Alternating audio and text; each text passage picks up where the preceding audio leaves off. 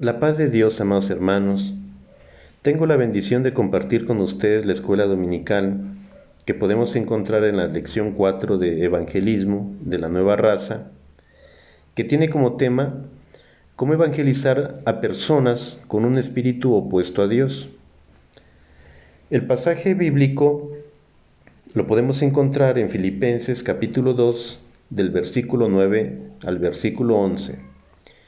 Y dice la palabra de Dios así: por lo cual también le exaltó hasta lo sumo y le dio un nombre que es sobre todo nombre, para que en el nombre de Jesús se doble toda rodilla de los que están en los cielos y en la tierra y debajo de la tierra, y toda lengua confiese que Jesucristo es el Señor, para gloria de Dios Padre. La verdad bíblica nos dice que Jesucristo es el Señor y que su nombre es por encima de todo y de todos. Ante Él, toda rodilla se dobla y reconoce su autoridad.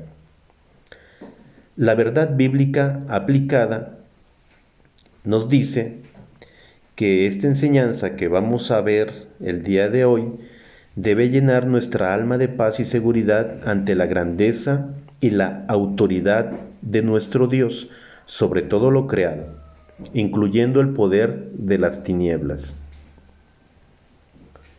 Introducción. La Biblia es muy clara en la indicación de nuestro Señor Jesucristo. Dice la palabra de Dios: id por todo el mundo y predicad el Evangelio a toda criatura. La orden es contundente: a todos. Todos los seres humanos deben conocer el mensaje del amor y perdón que Jesucristo ofrece, pero también deben de conocer la justicia de Dios.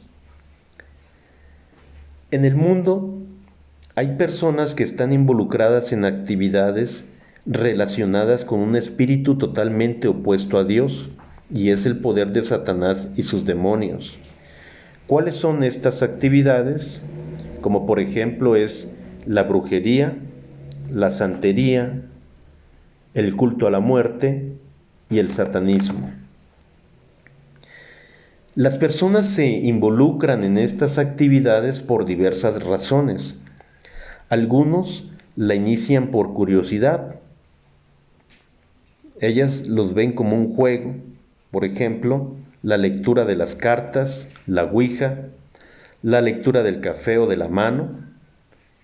Pero lo que ellos no saben, lo que estas personas no saben, que el objetivo del enemigo es llevarlos más y más a un estado de cautividad o a un estado de esclavitud. Otras personas se acercan por necesidad, porque están enfermos, porque tienen grandes problemas o necesidades económicas, y el diablo se presenta como ángel de luz para engañarlos. El diablo se presenta para decirles que les va a resolver su problema. Otras personas están en busca de la verdad o desean relacionarse con Dios, pero no saben cómo hacerlo. No saben cuál es el camino correcto. Algunas personas son inducidas por sus familiares o conocidos, quienes ya están involucrados en algunas de estas actividades. Por ejemplo, yo me acuerdo que cuando era pequeño, mi abuela me decía: ven, te voy a enseñar a leer las cartas.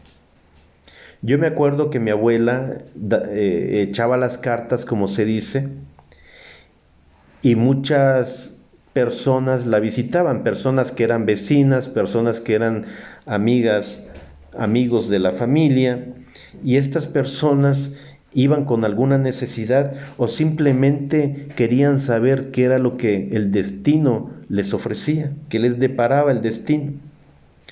Por otra parte, también tengo una tía que jugaba la ouija, y mi tía decía que el espíritu que hablaba con ella en ese juego era el espíritu de su padre, que obviamente ya había muerto. Entonces podemos ver cómo el enemigo engañaba a estas personas. Yo creí durante mucho tiempo que eso era algo normal. Yo crecí rodeado de estas actividades y yo pensaba que esto era común en la sociedad.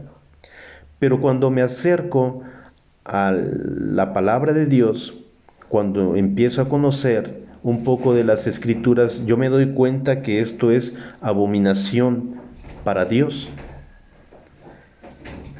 También pude observar en mi familia que tenían una vida decadente y vacía. Siempre había problemas, siempre había necesidades y como que si no podían salir de ese estado de esclavitud que ellos tenían. La estrategia del enemigo de nuestras almas para involucrar a las personas en sus diversas actividades no cambia mucho. Regularmente engaña, ofrece beneficios y riquezas y se presenta como un halo de fascinación y despierta el interés por lo sobrenatural y el poder. Además, hace falsas promesas, tergiversa la verdad. Pero nos podemos preguntar, ¿a quiénes son a los que engaña? Bueno, engaña a las personas que tienen necesidad, engaña a las personas que están distraídas, a las personas que quieren poder, a los que no conocen de Dios, a los jóvenes que les despierta un interés, una fascinación por lo sobrenatural.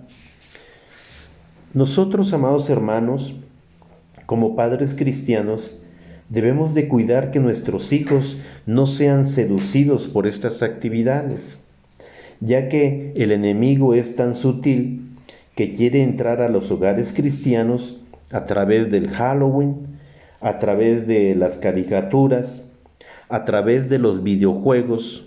Hoy en día podemos ver que hay videojuegos que en su temática tienen que ver con estas actividades satánicas, con estas actividades de brujería. También lo podemos ver a través de películas que para nuestros jóvenes ellos consideran que es algo común, que es algo normal entre la sociedad. También lo podemos ver en series de televisión, ¿sí? Entonces, debemos de cuidar a nuestros jóvenes de qué es lo que ven y vigilar qué es lo que escuchan. También entra a los hogares a través de la música, especialmente con el rock.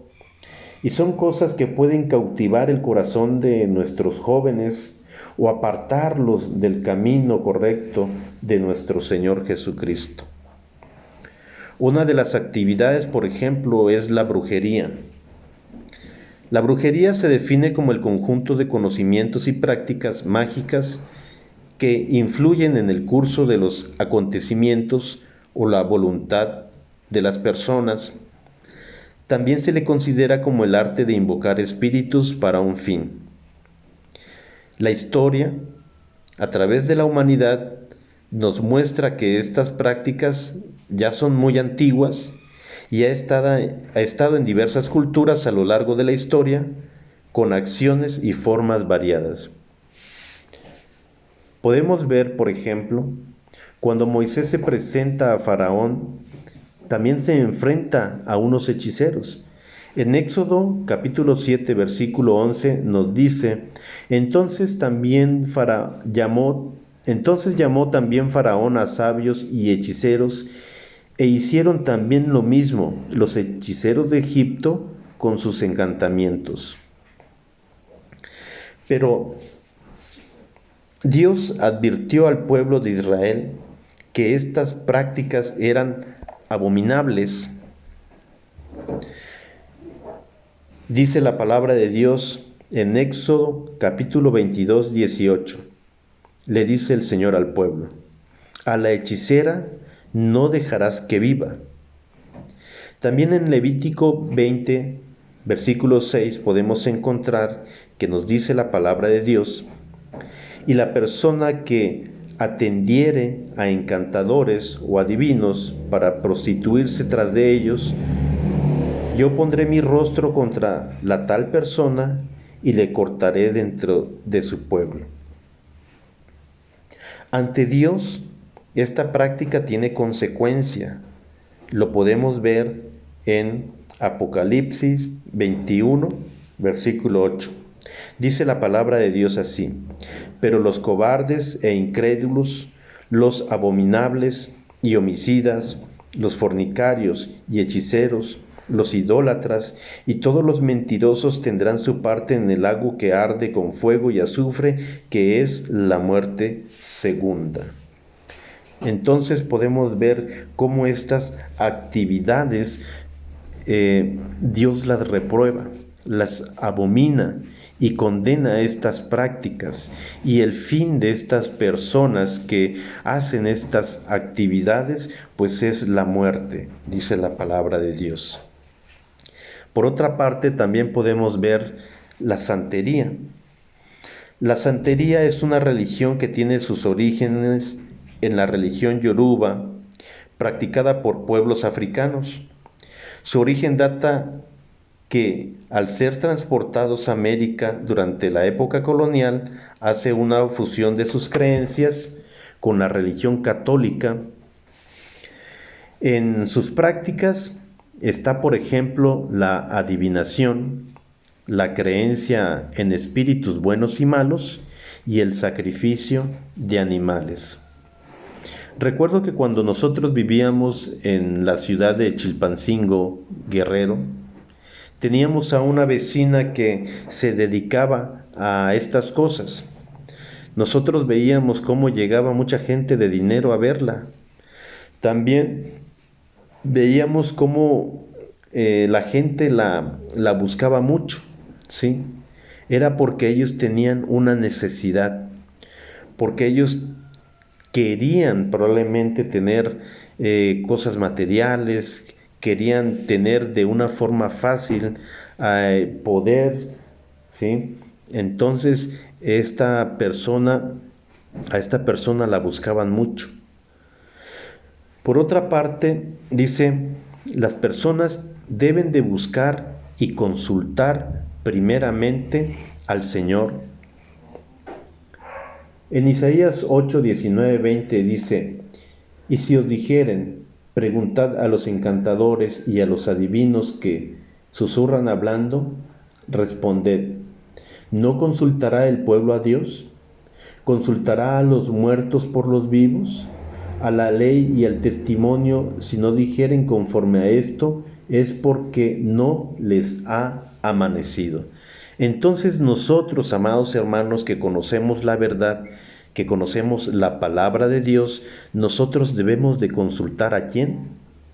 A nuestro Señor, a nuestro Dios, a nuestro Creador, el que tiene el poder sobre todas las cosas y el que sabe cuál es la necesidad de cada uno de nosotros. Entonces dice aquí que la persona que no consulta a Dios es porque todavía no le ha amanecido. Es una persona que todavía vive en tinieblas, en la oscuridad, y que aún vive cautiva. Por otra parte están aquellas personas que son adoradoras de la muerte. El culto a la muerte surge en México. Sus seguidores son miembros de grupos sociales. Algunas personas viven en la pobreza, trabajan en un trabajo informal, son narcomenudistas, personas que están en redes de prostitución, carteristas, ¿sí? Unos le piden trabajo, salud o comida, y otros piden venganza y muerte para otras personas. Pero todos tienen algo en común, que todos piden la protección de la muerte para que les vaya bien. Solo Dios es escudo y protección. Eso lo podemos encontrar en la palabra de Dios en el Salmo 91. Y dice la palabra de Dios: el que habita al abrigo del Altísimo morará bajo la sombra del Omnipotente. Diré yo a Jehová, esperanza mía y castillo mío, mi Dios en quien confiaré. Entonces nosotros debemos de confiar únicamente en el Señor Jesús, en nuestro Dios. Otra de las actividades es el satanismo. El satanismo es una serie de creencias y prácticas que veneran y reconocen a Satanás. Dentro del satanismo hay dos grupos: el satanismo teísta y el satanismo ateísta. Los primeros adoran al enemigo, los segundos no, pero defienden el egoísmo, el materialismo, el individualismo, negando todo lo espiritual. ¿Qué nos dice la palabra de Dios en San Juan 8:36? La palabra de Dios en San Juan 8:36 nos dice: así que si el Hijo los libertares, seréis verdaderamente libres. Es lo que dice la palabra de Dios. Pero viene una pregunta: ¿por qué nosotros debemos de compartir el Evangelio? ¿Por qué nosotros debemos de evangelizar? Yo considero que hay tres aspectos que debemos de considerar. Primeramente, porque dice la palabra de Dios que nosotros debemos amar a nuestro Señor con todo, que nosotros le debemos de amar con todo nuestro pensamiento, nuestro corazón, nuestra alma, nuestro cuerpo, nuestros recursos, con todo, como lo indica Mateo 22:37. Pero dice también la palabra de Dios, el segundo mandamiento que hizo nuestro Señor Jesucristo, que nos dejó, dice: ama a tu prójimo como a ti mismo.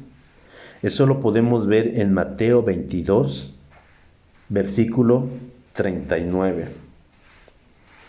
También lo podemos ver en la gran comisión que nosotros tenemos, el cual nos dice: haz discípulos y predica el Evangelio. Eso lo podemos ver en Mateo 28, capítulo 19, que dice la palabra de Dios: por tanto, id y haced discípulos a todas las naciones. Y en Marcos 16:15 dice: id por todo el mundo y predicad el Evangelio a toda criatura. Pero si nosotros sabemos que Dios es lo mejor que puede pasar en nuestras vidas, y sabemos que es mejor estar con Él que sin Él, ¿por qué el hombre no le busca? Dice la palabra de Dios en San Juan, capítulo 3, versículos del 19 al 20, y esta es la condenación, que la luz vino al mundo, y los hombres amaron más las tinieblas que la luz, porque sus obras eran malas, porque todo aquel que hace lo malo aborrece la luz, y no viene a la luz para que sus obras no sean reprendidas. Entonces, esto quiere decir que hay hombres que aman las tinieblas, que hay hombres que son arrogantes, que confían en ellos mismos y no quieren saber de Dios. Pero está el otro lado también, que hay hombres que tienen la necesidad de Dios, que solamente buscan o necesitan una palabra de Dios para salir de la oscuridad. Y allí, amados hermanos, es donde debería de entrar yo, allí es donde debería de entrar usted, allí es donde debería de entrar la iglesia. Uno de los objetivos de la iglesia es hacer la lucha y ganarle al enemigo las almas que están atadas por las ligaduras del pecado, inducidos por Satanás. Pero la pregunta es, o las preguntas son: ¿cómo está preparada la iglesia para hacer frente al adversario? ¿Qué está haciendo la iglesia para dar a conocer las buenas nuevas de salvación? Y si nosotros tenemos un programa o estrategias de evangelismo, ¿están dando resultados? Por otra parte, ¿están siendo efectivos estos evangelismos, estos discipulados?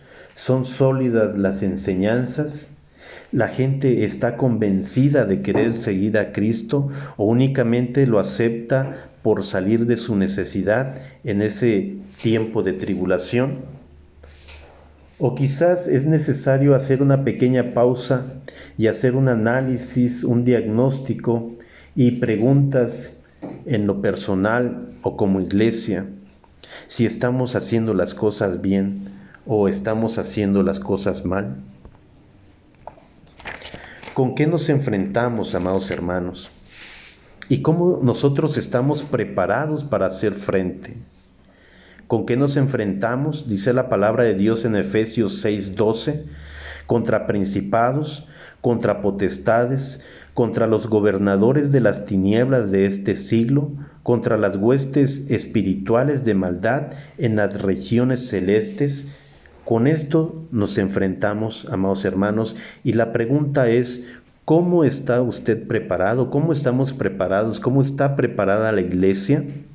Dice la palabra de Dios en Efesios 6:13, por tanto, tomad toda la armadura de Dios, para que podáis resistir en el día malo, y habiendo acabado todo, estar firmes. Entonces, ¿con qué nos vamos a enfrentar al enemigo? Dice la palabra de Dios que con el yelmo de la salvación, con la coraza de justicia, con el escudo de la fe, con el cinturón de la verdad, con el calzado del evangelio de paz y con la espada del Espíritu, que es la palabra de Dios. Y orando, dice, en todo tiempo. El Espíritu Santo, amados hermanos, nosotros como iglesia, nosotros como personas que vamos a hacer frente al adversario, nosotros debemos de pedirle a nuestro Señor la llenura de su Espíritu Santo. El Espíritu Santo es el que le da el respaldo a su iglesia para enfrentarse al enemigo de las almas. Y debemos de tener al Espíritu Santo para ser más eficaces en la obra de Dios al momento de evangelizar. No con nuestras propias fuerzas, porque tal vez los resultados que nosotros tengamos sean pobres.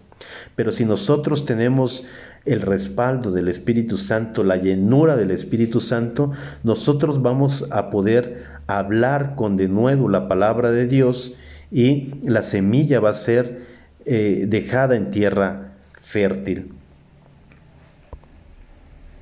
En el paso del tiempo, amados hermanos, en el Evangelio primitivo podemos encontrar cómo los apóstoles hablaban con las personas y les hacían ver su condición de pecadoras. Enseguida era sembrada y esparcida la semilla que es el Evangelio del Señor. Una vez que fue esparcido el Evangelio en el corazón del hombre que estaba preparado para recibir la palabra de Dios, entonces se cuidaban esas almas. Si lo podemos ver como una plantita, podemos decir que se le abonaba, que se le aplicaba fertilizante, que se le aplicaba agua, para que luego se pudiera obtener una buena cosecha. ¿Sí? Entonces, ese era el Evangelio primitivo. El Señor Jesucristo decía que en el mundo nosotros íbamos a tener aflicciones, que íbamos a tener pruebas, que íbamos a tener tribulación, que íbamos a tener persecución y a causa de él íbamos a tener vituperios, pero también nos decía, confía en mí, que él había vencido al mundo. Pero ¿qué es lo que pasa hoy en día? Algunas personas quieren esparcir la semilla del Evangelio, quieren dar las buenas nuevas en un corazón que no ha sido preparado, en un corazón que no ha sido en el corazón del hombre, en el corazón del pecador, que no es considerado o que no lo hacen ver a él que ha transgredido la palabra de Dios, la ley de Dios. Entonces hay personas que quieren cultivar, hay personas que quieren sembrar en un corazón que aún no ha sido preparado, y peor aún, que quieren ver la cosecha en pronto tiempo, sin ningún cuidado, sin ningún cultivo de la semilla que ha sido puesta en el corazón del hombre. ¿Y qué es lo que promete ahora el Evangelio moderno? El amor, el gozo, la paz, la realización.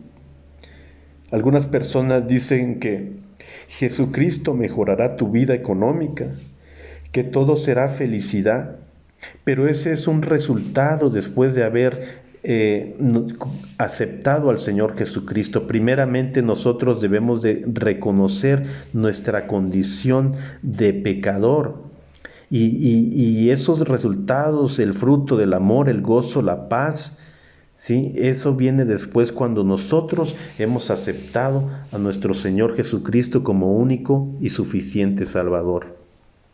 Entonces, nuestra obligación es hacerle ver a la gente que ellos tienen un estado de pecado, que ellos se encuentran en un estado de que han transgredido la palabra de Dios, la ley de Dios, y por lo tanto, si no se arrepienten, viene como consecuencia la muerte eterna. Para enseñar, ¿qué necesitamos? Dice, compartir el mensaje de salvación. Dar gracias a Dios y de gracia dar lo que nosotros recibimos de gracia. ¿Qué más necesitamos? Hablar conforme al poder de Dios. En Hechos 8:22 nos dice la palabra de Dios: arrepiéntete de esta tu maldad y ruega a Dios si quizás sean perdonados el pensamiento de tu corazón. Creer en la promesa del Señor.